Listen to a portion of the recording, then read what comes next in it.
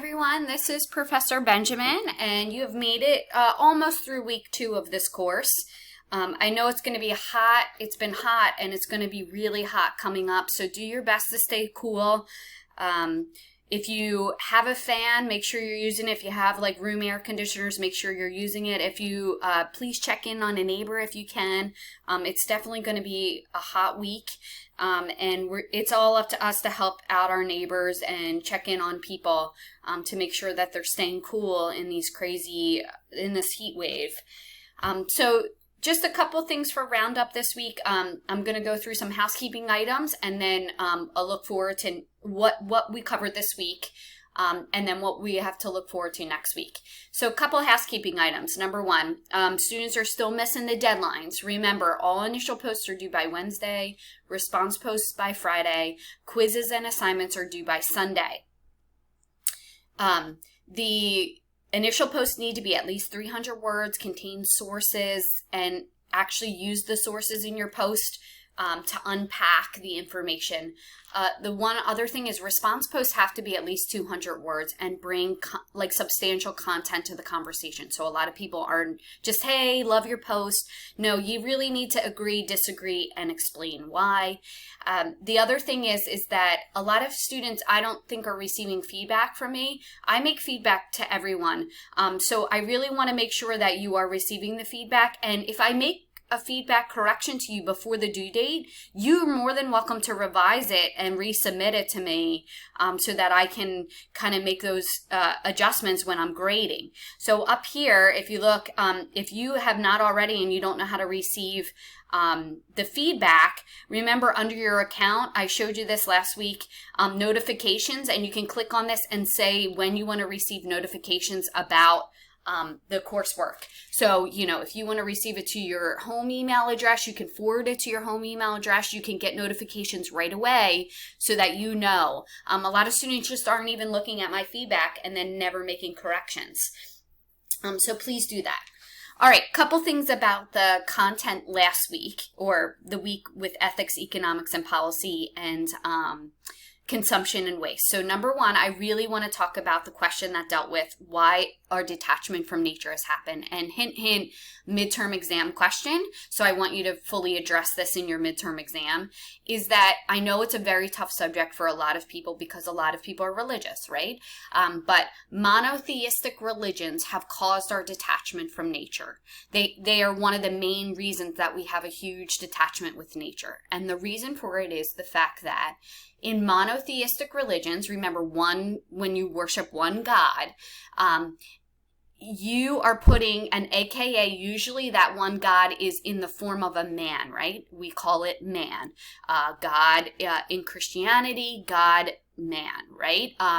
Even in the Quran, Muhammad, man, right? So we need to make sure that we are looking at that. And with that, that means that man created nature or is in charge of its domain, meaning, because a lot of people will say to me, well, the Bible and in the Quran, it says that we should be stewards of the environment. We should take care of the environment, right? We should take care of the environment. Do you understand that? Humans should take care of something. And whenever you're taking care of something, that means you have domain over it, right? You are the one instrumenting or taking care of that object.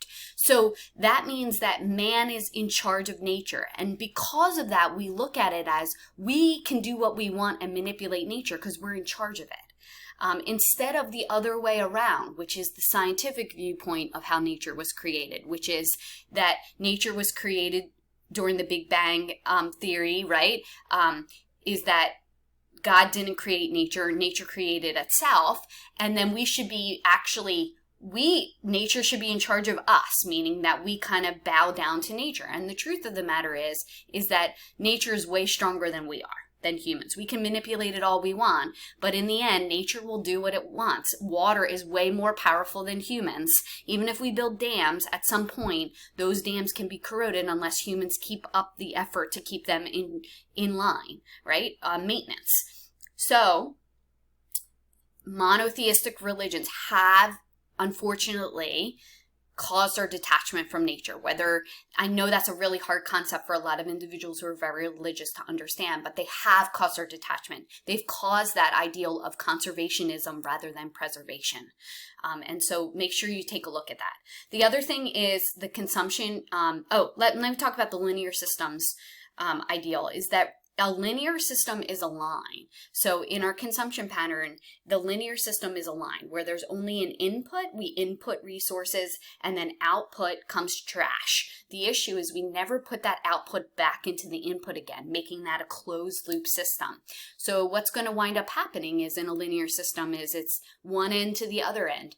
And we're going to run out of resources. We're going to run out of resources, and then we're going to run out of where we can put our trash. And we're running into that with that single-use plastic, is that there's just so much plastic right now that no one knows what to do with it. We ship our trash over to other countries so they can burn it. And when they burn it, it's toxic. And the reason that we allow it to be burned in other countries is because we have higher environmental regulations. Right there, environmental injustice is that we ship it to countries that are poorer than the United States so they can burn it because we have higher environmental standards. So we're just shipping our trash, and it doesn't, all air is connected, so it can come back again. So that's a big issue. The other thing is leisure consumption and vehicle consumption. In the can consumption buy happiness? The article really wasn't asking for your opinion on whether you think consumption can buy happiness or not. It was asking for stuff from the article. And in the article, it talks about the hedonic treadmill. It talks about the fact that when you reach a certain amount of money, you always want more. So then you become comfortable there, and then you want more from that. And then you say, oh, well, this is okay. And then once you live in it for a little while and you make more money, you want more. The average amount of money that people can have where we see happiness up to, and then from that point forward we don't really see an increase in happiness very much, is about $70,000 to $80,000 a year. So if someone makes $70,000 to $80,000 a year, most likely they feel comfortable where they can pay for a house, a car, groceries comfortably, have health insurance, etc. And then from that point forward, we don't actually see an increase in people's happiness very much. We see them become happy at a point, and then from that point they want to be happier and happier. The two items that the article talked about that do bring happiness are leisure consumption, because usually we spend that time with our family, and vehicle consumption, because remember, it brings that social connectedness. So there are two things that it brings happiness with, and I want you to make sure you address those if that question is asked on the midterm. I don't think that question is asked on the midterm, but I want you to be aware of that. So there you go. So that was last week. Now this week coming up, don't forget, on Sunday 11:59, you have your Tragedy of the Commons and Anthropocentric Attitudes paper due. And that, I have a walkthrough here. Remember, you need to make sure that the invasive species you're picking is brought in for human gain, meaning it is not something that just happens by nature, meaning an invasive species migrates on its own. No, it has to be brought in by humans to do something for humans, right? And you cannot use the Asian carp or the toothy pike because we've already discussed those in detail. But the Asian carp was brought in to stop algae growth, right, in lakes. So that's why it was brought in for human gain. Even if it's a flower you talk about, was it brought in because humans thought it was pretty and then it overtook a specific area? So make sure it has to meet that Tragedy of the Commons ideal. And if you have questions about that, go back to the PowerPoint last week, Tragedy of the Commons PowerPoint. It talks about it at the end, invasive species that are Tragedy of the Commons. If also this little video will help you. So I look forward to reading your papers. Next week, we're going to cover sustainability and food. Sustainability and food. Remember, initial post due by Wednesday, response post due by Friday for sustainability, initial post due by Wednesday, response post by Friday for food. And for food, you have to watch the film Fed Up. You can find it on YouTube. You can find it in a million different areas, but you need to watch the video on Fed Up. And then you will have a Dust Bowl assignment. And I actually have a walkthrough of the Dust Bowl assignment for you. I'll put that link in there, the video link in there for you.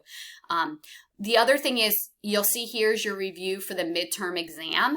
And you want to make sure that you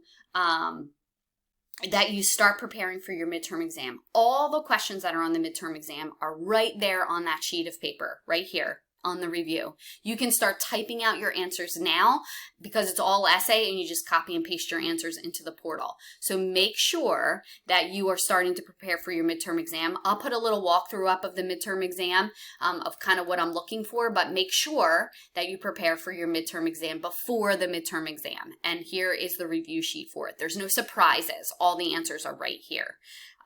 So remember, food, you need to watch Fed Up.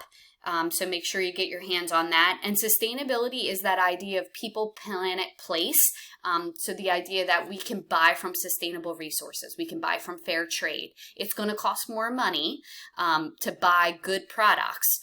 So we'll have less, but we will be supporting the environment in a better way. And then remember, this goes back to old school where, you didn't buy a table from IKEA. You saved money to buy a good wooden table. And the idea was that that table would last for a lifetime. It wouldn't be something that once you move, you say, oh, it's no good anymore. I'm going to sell it and I'm going to buy something else. We're ingrained in that pattern now. But I always remember my mom telling me about, she grew up in South Philadelphia, and for her Easter coat, I'll never forget that her mom paid like 5 cents a week, and a guy would come around with a little cart, and it was like layaway, right? So you would spend five cents per week until she could finally afford the coat, and she held on to that coat for years because she knew how hard my grandma worked for that coat, and it was that idea that you cherished like one item. But now, because things are so cheap, we can buy massive amounts of things. And if it breaks, we say, oh, it's okay if it breaks because I can just go get something else at the dollar store or Family Dollar or any of these other stores because there's just so much consumption around us.